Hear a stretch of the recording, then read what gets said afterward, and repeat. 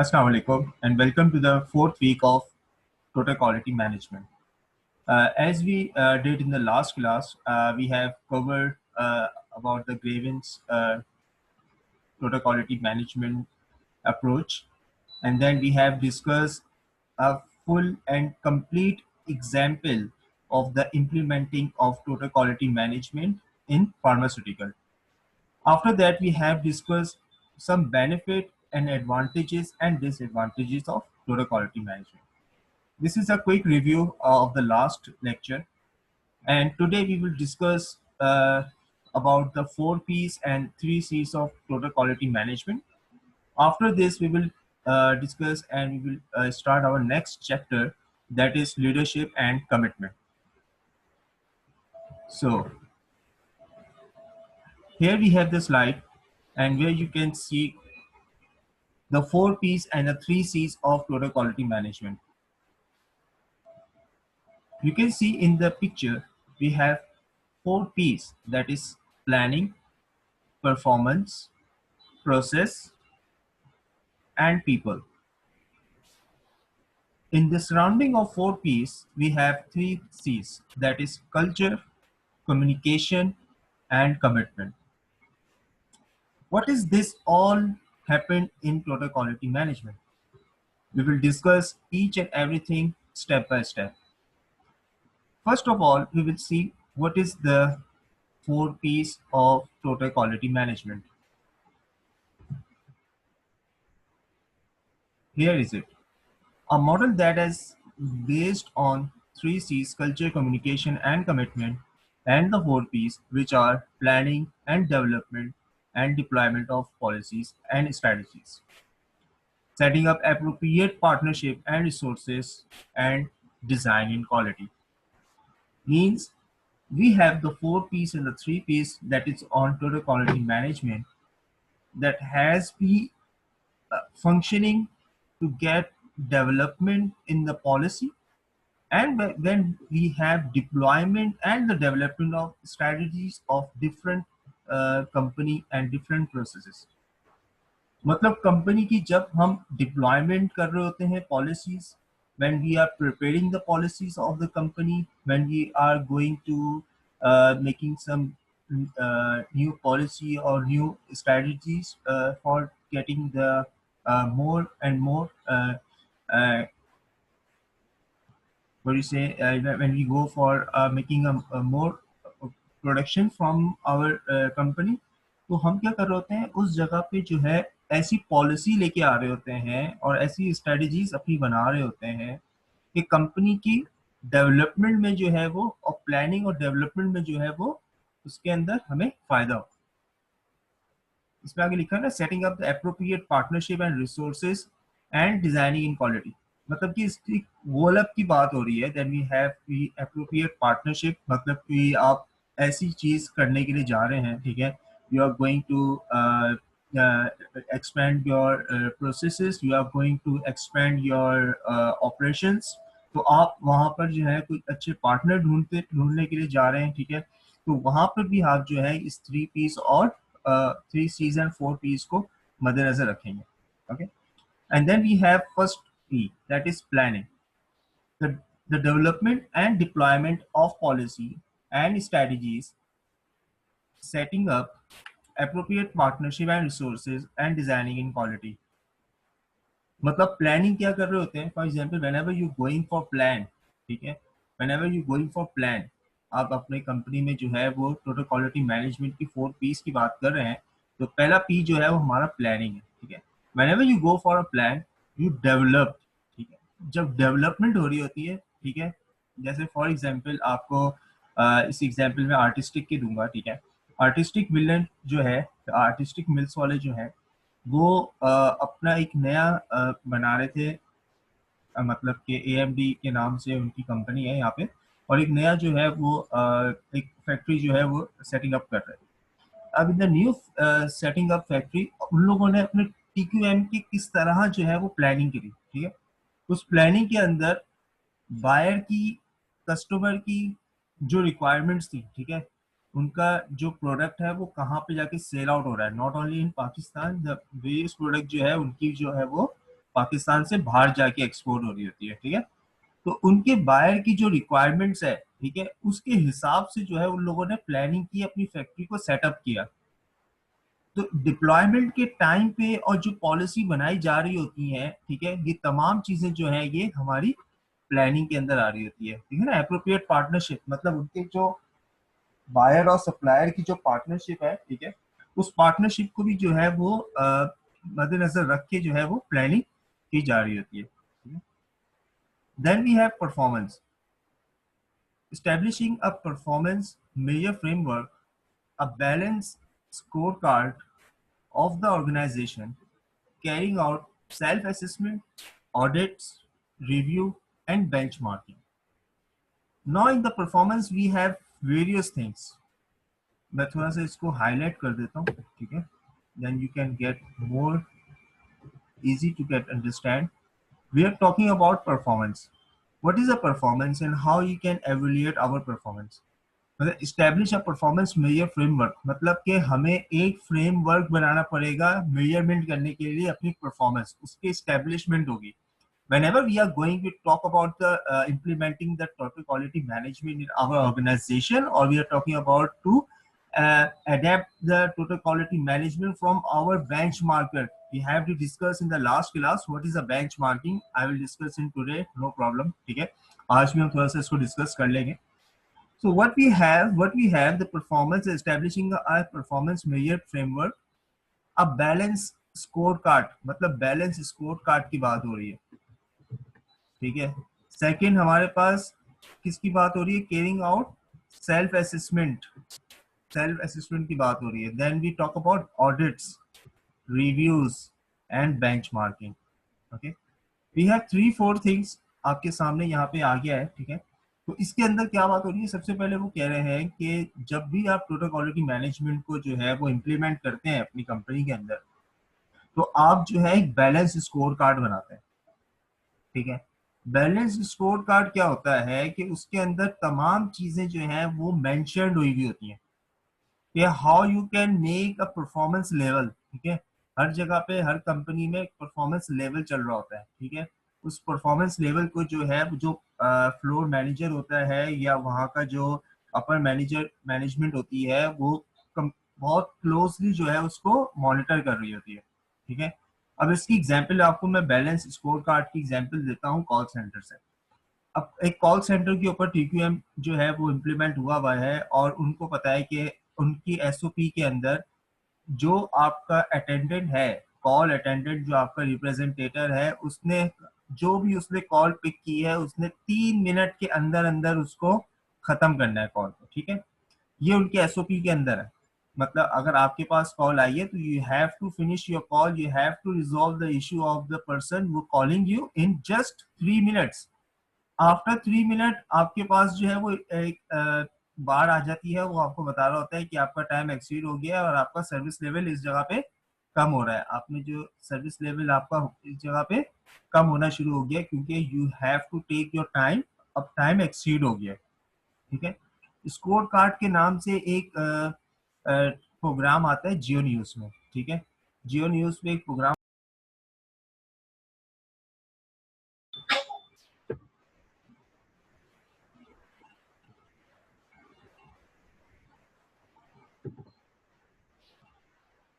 Okay guys, so we are talking about the score card. तो score card के नाम से जो है एक प्रोग्राम जो है वो आता है जियो पे, और आपने देखा होगा उसपे जो एंकर पर्सन है वो हर जो भी आपके पास वहाँ पे पार्टिसिपेंट्स मौजूद होते हैं, they have a specific time period, ठीक है। उनके पास एक स्पेसिफिक टाइम पीरियड मौजूद होता है। उस टाइम पीरियड को जैसे वो 2 मिनट 3 मिनट का जो भी टाइम पीरियड होता है, जैसे ही वो उसके पास माइक ऑन होता है वो टाइम चलना शुरू हो जाता है, और जैसे टाइम पूरा हो जाता है तो वो आपके पास रेड ब्लिंक होना शुरू हो जाती है। That is called score card. तो ये बैलेंस स्कोर कार्ड सिस्टम बनाया हुआ होता है कंपनी ने, ठीक है। ये मैंने आपको जो है छोटी सी एग्जांपल दी है, लेकिन ये आप company to company, organization to organization ये वेरी कर सकता है, ठीक है। देखिए ये जो टोटल क्वालिटी मैनेजमेंट की बात है ना कि स्टैंडर्डाइज सिस्टम की बात हो रही है, ठीक है। ये ऐसे नहीं है कि आपने बोल दिया कि भाई 1 2 + 2 = 4, नो। वो बता तो देगा कि 2+2 = 4 का मतलब ये है 2 जमा 2 करना है। आप उसको अपने हिसाब से भी सेट कर सकते हो, आप 3+1 को भी 4 कर सकते हैं, ठीक है। आप 4+0 को भी 4 कर सकते हैं। समझ आ रही है बात को? I think you have understand what is the balance scorecard. After this, we discuss about we are talking about the performance establishment and performance measurement framework, a balance scorecard for the organization. Carrying out self assessment, मतलब कि self assessment की बात हो रही है। हर company के अंदर आपने देखा होगा कि क्यूए और क्यूसी का डिपार्टमेंट मौजूद होता है, ठीक है। और आपने बिल्कुल इसकी आपको बहुत आसान सी एग्जांपल दे देता हूँ। वो ये है कि जब भी आप किसी कंपनी में काम कर रहे होते हैं ना, what ever the company is it, ठीक है, उसके अंदर ऑर्गेनोग्राम किस तरह का है, वहाँ पे कोई सर्टिफिकेशन, कोई सर्टिफाई है नहीं है, मतलब कुछ भी हो, ठीक है। लेकिन अगर वो कंपनी है और उसके अंदर जो है वो 8, 10, 9, 12 बंदे मौजूद हैं, तो एक ऑटोमेटिकली जो है एक टीम बन जाती है, ठीक है। जब वो टीम बन जाती है ना, वो टीम जो है वो सेल्फ असेसमेंट करना शुरू कर देती है। वो जब कोई काम, कोई उनको कोई टास्क मिलता है, वो टास्क जब कंप्लीट हो जाता है तो वो एक बार उसको जरूर सोचते हैं। अब आप अपनी एग्जाम्पल ले लें, ठीक है, आपके पास पेपर, आपका एग्जाम हुआ, ठीक है। अब एग्जाम जब हो गया, होने के बाद आप एक बार जरूर सोचते हैं कि यार ये तो सर ने पढ़ाया था और ये तो हमने, मतलब मैं रात को मैं देख भी रहा था कि इसको मैं कैसे सॉल्व करूं, लेकिन मैंने इसको छोड़ दिया और मैं किसी और चीज के पीछे पड़ गया, ठीक है। या नहीं, मतलब ये कोर्स और ये टीचर जो है वो इस तरह पढ़ाता है और ये जो है इस तरह के सवाल पूछता है, तो मुझे जो है अब इससे भी आगे अगर मैं कोर्स उठाऊंगा तो मैं उसको इस तरह लेके चलूंगा। मतलब आपने अपनी सेल्फ असेसमेंट करना शुरू कर दी। Then we have audits. Audits internal audits भी होते हैं, ठीक है, और आपके पास जो है वो एक्सटर्नल ऑडिट्स भी होते हैं। डिफरेंट फर्म्स हैं ऑडिट्स की, वो क्या करती है, उनका काम होता है कि वो कंपनी में आती है, आने के बाद जो है वो टोटल तमाम चीजें जो है वो चेक करती हैं कंपनी की कि आपके जो भी ऑपरेशंस हैं, पहले वो ऑपरेशंस को समझती हैं, ठीक है। जो एक्सटर्नल ऑडिट्स होते हैं वो आपकी कंपनी के पहले सिस्टम को समझते हैं, ठीक है। समझने के बाद वो फिर तमाम चीजें जो है वो चल रही होती हैं। Then we have reviews. देखिए, रिव्यू जो है वो ये है कि आपने फॉर एग्जांपल एक स्टेप लिया, ठीक है, आपने जो है वो एक जो भी आपके दिमाग में था, जो भी आपकी एक स्ट्रेटजी बनी हुई थी, आपने उस स्ट्रेटजी को जो है वो एक स्टेप लिया। स्टेप लेने के बाद आपको लगा कि इसके अंदर कुछ गलत हो रहा है, ठीक है, आपको महसूस हुआ कि ये उस तरह जो है वो काम नहीं कर रहा, तो आप उसको रिव्यू कर लेते हैं, ठीक है। उस स्टेप को, जो आपने एक स्टेप लिया है, जो आपने एक उसको क्या कहें, जो भी आपका डिसीजन हुआ है, ठीक है, एक कंपनी का जो है वो डिसीजन आपने लिया, लेकिन आपको लगता है कि आपके जो लोअर स्टाफ है, आपने जो उनको एक डिसीजन लेके एक एसओपी बता दी कि you have to do this thing, you have to follow this procedures, लेकिन अगर वो जब वो काम करने के लिए गए तो उन लोगों को कुछ हर्डल्स आए, ठीक है। उसने आके आपके फ्लोर मैनेजर से बात की, the floor manager talking with the general manager, और उसने बोला कि यार चलो ठीक है, हम अपने डिसीजन पे रिव्यू कर लेते हैं, ठीक है, इसको जो है कुछ चेंज कर लेते हैं। तो परफॉर्मेंस आप कैसे अपनी अच्छी करेंगे, आपके पास बैलेंस स्कोर कार्ड होना चाहिए, ठीक है, आपके पास सेल्फ असेसमेंट के लोग होने चाहिए, आपके पास ऑडिटर मौजूद होने चाहिए, आपके पास रिव्यू करने वाले लोग भी होने चाहिए, ठीक है, जो आपके डिसीजंस को, आपके प्रोसीजर्स को रिव्यू कर सके, वरना क्या होगा, परफॉर्मेंस कम हो जाएगी। अब फॉर एग्जाम्पल आप कोई भी एग्जाम्पल ले लें, आप जो है वो इसकी बात कर ले, टेक्सटाइल की बात कर लेते हैं, ठीक है। टेक्सटाइल में आपको जो है वो कोई डिजाइन का जो है कुछ प्रॉब्लम आ रहा है, ठीक है। अब वो कंपनी की कोई पॉलिसी नहीं है रिव्यू की, ठीक है, उसमें कोई टोटल क्वालिटी मैनेजमेंट का कोई भी जो है वो सिस्टम जो है इम्प्लीमेंट नहीं हुआ हुआ। अब रिव्यू की अगर पॉलिसी नहीं है और सेठ ने बोल दिया कि इसी तरह बनाना है, और आपकी मशीन जो है वो उस तरह उसको कंप्लीट टास्क करने के ऊपर सेट नहीं हो रही, तो आपने पूरी रात, जो आपको पूरी रात काम करना था, जिसके लिए आपने लेबर बुलाई हुई थी, जिसके लिए आपने उनके लिए खाने का इंतजाम किया हुआ था, जिसके लिए आपने जो है वो रॉ मटेरियल का इंतजाम किया हुआ था, जिसके लिए आपने जो है वो अपनी तमाम फ्लूइड सिस्टम की जो है वो आपने इंतजाम करके रखा हुआ था, वो तमाम चीजें क्या हुई, जीरो हो गई, ठीक है। मतलब कि आप एक जगह पे आके स्टक हुए और आपकी कंपनी की पॉलिसी नहीं है रिव्यू करने की, तो आप उसी के ऊपर स्टक रहे और उसी के हिसाब से अपने आप को लेके चलते रहे कि हाँ इसी को इस तरह ही करना है, ठीक है, हमारी तो कोई पॉलिसी नहीं है कि हम दूसरी तरफ जा सके। तो इससे क्या होगा, परफॉर्मेंस जीरो हो गई आपकी। लेकिन अगर रिव्यू का ऑप्शन होता है कि यार अगर ये नहीं तो चलो बैठ के 4 5 10 बंदे बैठ के दिमाग लगा के इसका कोई सोल्यूशन निकाल लेते हैं, डिसीजन को चेंज कर लिया जाए, ठीक है। Then we have benchmarking. देखिए बेंच मार्किंग आपसे पहले भी बात की थी। बेंच मार्क क्या होता है कि ये आपके लिए जो है एक आइडियल पोजीशन होती है, ठीक है। अब आइडियल पोजीशन आपके पास मौजूद होती है तो आप उसके लिए जो है वो बेंच मार्किंग का कॉन्सेप्ट लेके आते हैं। अब ये जो है इसकी बहुत इसके ऊपर जो एक थ्योरी मौजूद है बेंचमार्किंग के ऊपर, जो है जीरोक्स मशीन्स की जो है वो बेंचमार्क की थ्योरी मौजूद है। और भी बहुत सारी इसके अंदर जो है वो थ्योरी मौजूद है। आपसे किसी और क्लास में जो है या जब हम फेस टू फेस हमारे जो सेशंस होंगे इन क्लासरूम्स, तो हम वहाँ पर जो है वो डिस्कस कर लेंगे। अभी हमारे पास शॉर्ट ऑफ टाइम भी होता है और भी बहुत सारे कंस्ट्रेंट होते हैं। तो बेंचमार्किंग आपको पहले भी जो डिस्कस की थी वो सेम थोड़ा सा आपको बता देता हूँ कि एक लेवल जो है, एक बहुत अच्छी कंपनी जो होती है आप उसको अपना बेंचमार्क बना लेते हैं। जो आइडियल आपके कंडीशंस जो होती हैं उसको आप बेंचमार्क बना लेते हैं और आप कोशिश करते हैं कि मैं उस बेंचमार्क को के करीब जाता रहूं, ठीक है। उसको उस बेंचमार्क के जो लेवल है, सर्विस लेवल है, उसके करीब मैं जाता रहूं, ठीक है। तो हमने बात कर ली in the 4 P's। First of all we have discuss about planning, performance, and then we will discuss about processes. What is the processes? Understanding management design and redesign quality management system continuous improvement. मतलब इसके अंदर different चीजों की बात होगी। अब processes को understand करने के लोग भी होने चाहिए भाई, ठीक है। ऑर्गेनाइजेशन के अंदर ऐसे लोग मौजूद होने चाहिए जो अंडरस्टैंड कर सकें, ठीक है।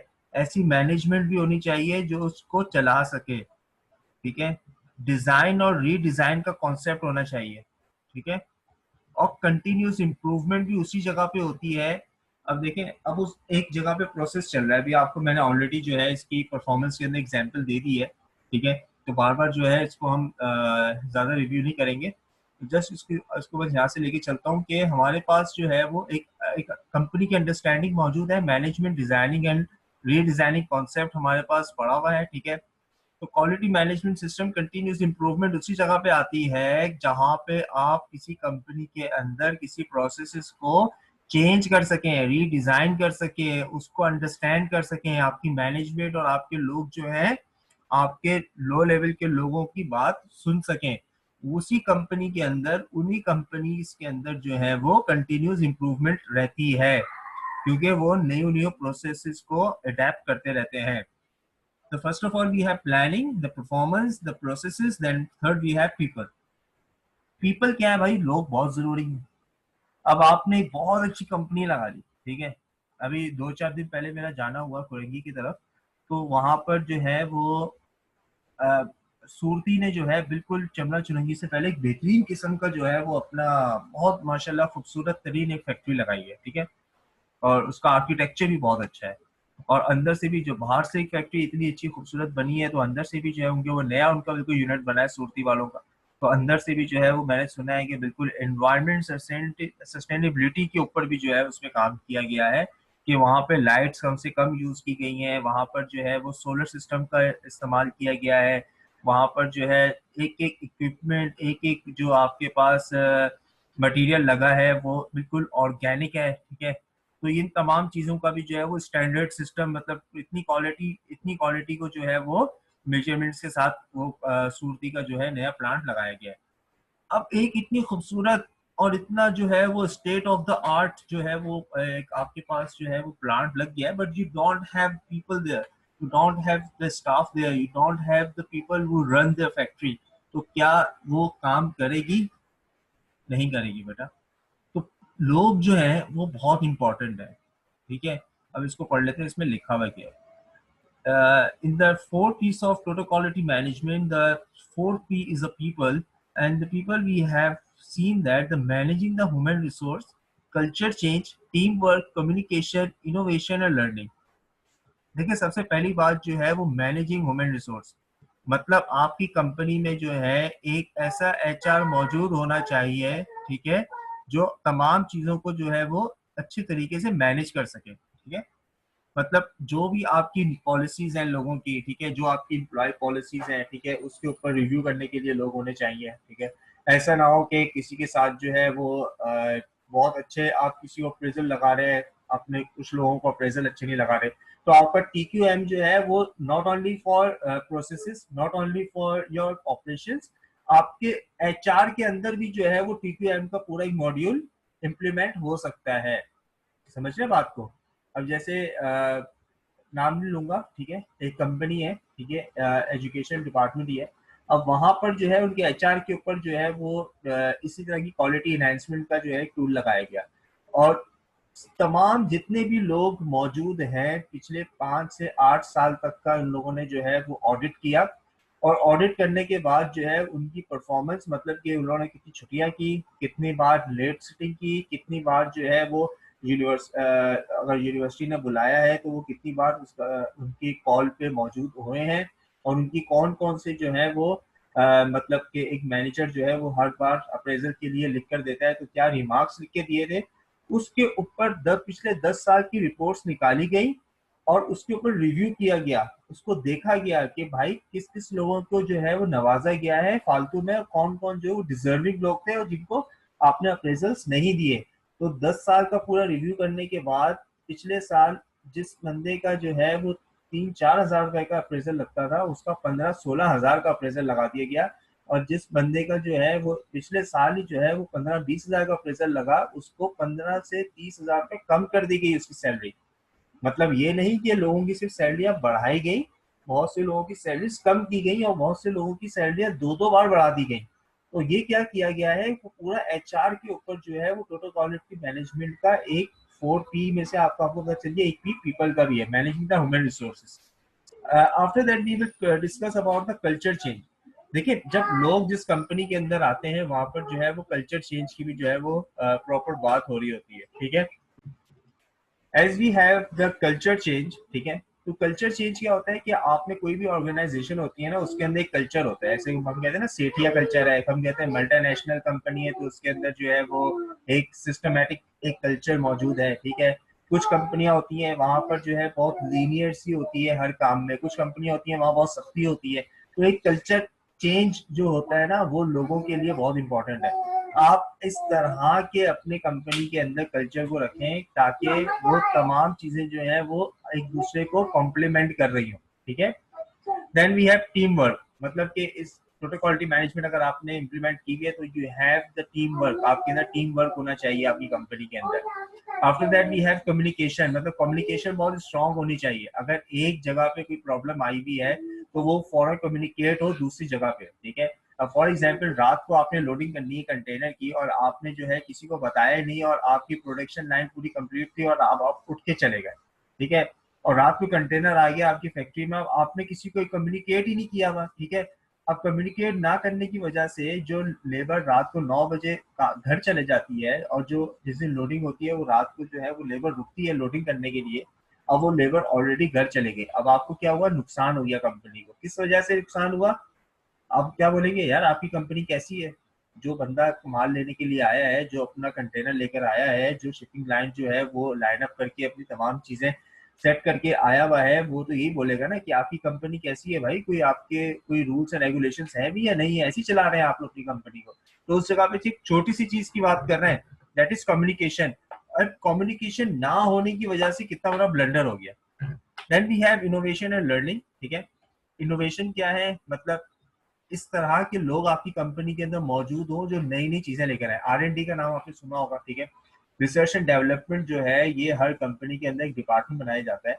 उस डिपार्टमेंट के जो लोग होते हैं उनका काम ये होता है कि वो प्रोसेसेस को चेंज लेकर आए, ठीक है, अपने अंदर तमाम चीजें जो है वो प्रोसेसेस वगैरह चेंज करते रहे, ठीक है, और अच्छी से अच्छी चीजें जो है वो आपकी कंपनी में लेकर आए। देन वी हैव लर्निंग, हमारे पास उस कंपनी में जो है वो एक इनोवेशन के साथ लर्निंग का भी जो है वो कॉन्सेप्ट मौजूद होता है, ठीक है।